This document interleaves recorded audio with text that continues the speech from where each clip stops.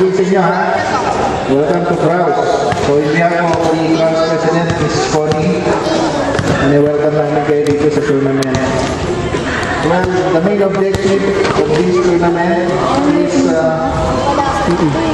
Filipinos are very talented, no? Because sayang ipatambay-tambay lang tayo. So, nag-create kami na ganito para ma-develop yung talent hindi masayang yung oras na Puro puti sila, ang dami. yung referees, magbibigay lang ng instruction na kailangan sundin nyo. And remember, all rules ng referee must be follow. It's always final. Sita.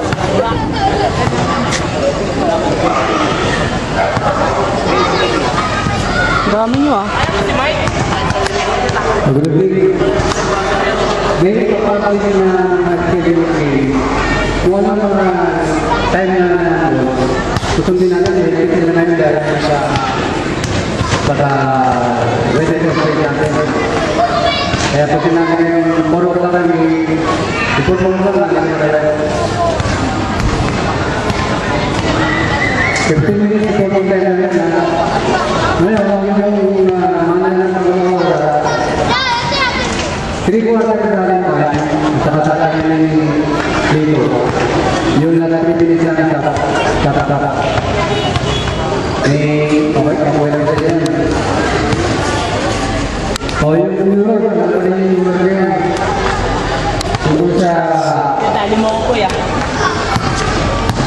Player with the ball going to the front court from the back court. Yan, bigyan na yan. Dahil balik-balik. Bigyan na rin yan. Bigyan. Ayaw pakita ni Michael.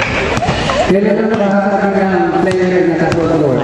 Pag both team at saka bola. Yan lang. Papaliwanag siya na. Pero tama pa rin sila ng executive violation. Okay, siguro kami na yun. Pag nag-slide, bibigyan na ng bola, lahat yung naman sabi nila yung pagkakala. Ito tatawag. Hindi ba na kung gugulong tao kaya Obo pa. nakakawa yung grabe yun. Pero yung may nagkakawin yung wala, gugo yan.